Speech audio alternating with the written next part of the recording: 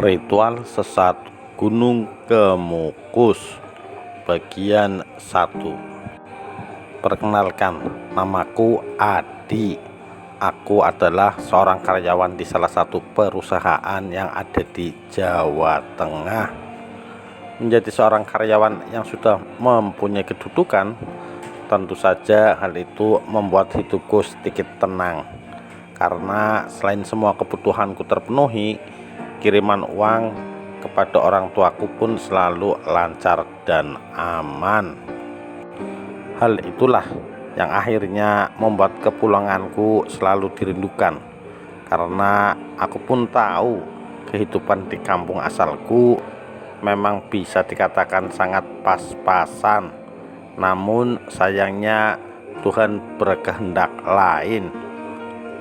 Waktu itu perusahaan tempat aku bekerja tiba-tiba mengalami kerugian yang sangat besar karena pemimpin kami tersandung masalah yang membuatnya harus masuk ke dalam bui.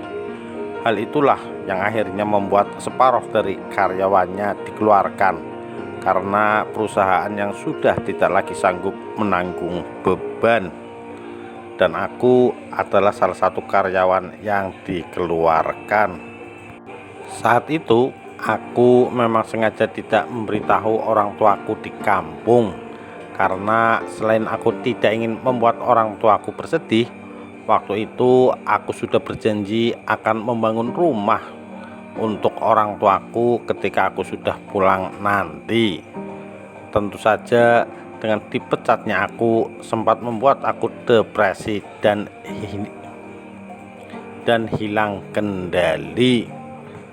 Bahkan waktu itu aku juga sempat melakukan percobaan bunuh diri karena tekanan yang ada di hidupku, seolah sudah tidak bisa aku lalui.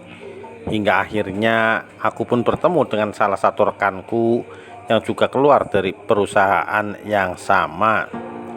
Dan tidak disangka-sangka, berawal dari obrolan kecil kami waktu itu, aku semakin terjerumus ke dalam jurang dosa yang hingga kini aku masih sangat menyesalinya. Masih sangat teringat jelas di ingatanku.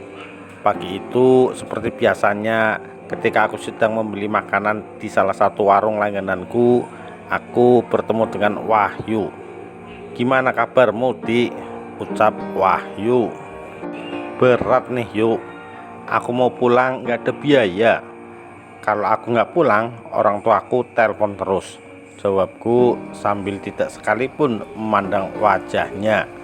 "Sama nih bro, uangku juga cukup cuma sampai akhir bulan. Setelah itu gak tahu aku masih hidup apa enggak," sahutnya. "Cari kerjaan lagi yuk," ajakku. "Kamu mah enak, mantan supervisor. Nah aku, apaan? Sulit bro," jawabnya. "Gak semudah itu Yuk. Perusahaan kita sudah jelek namanya karena kasus Pak Irwan. Jadi aku melamar kemanapun susah. Kita dianggap korup juga. Kemarin aku melamar di perusahaan sebelah, langsung ditolak mentah-mentah," terangku. "Pesugihan saja yuk," ajaknya. "Males ah, ujung-ujungnya pasti minta tumbal," jawabku santai. "Percaya sama aku ada info tempat pesugihan manjur tanpa tumbal," ucap Wahyu yakin. Singkat cerita, akhirnya kami berdua pun mendatangi sebuah tempat yang sangat dipercaya Wahyu sebagai jawaban atas semua masalah saat ini. Tempat itu adalah Gunung Kemukus. Namun sayangnya sesampainya aku dan Wahyu di tempat tersebut, selesai melakukan ziarah, kami sempat kebingungan karena menurut juru kunci yang menjaga makam, di tempat tersebut tidak bisa digunakan untuk mencari pesugihan. "Di sini cuma tempat ziarah mas. Kalau masnya mau ada perlu yang lain, saya tidak ikut campur," ucap bapak-bapak juru kunci ketika menjawab beberapa pertanyaan dari kami. Namun anehnya, bapak-bapak juru kunci terlihat seolah tidak menghiraukan kami sambil tidak sekalipun menatap mata kami.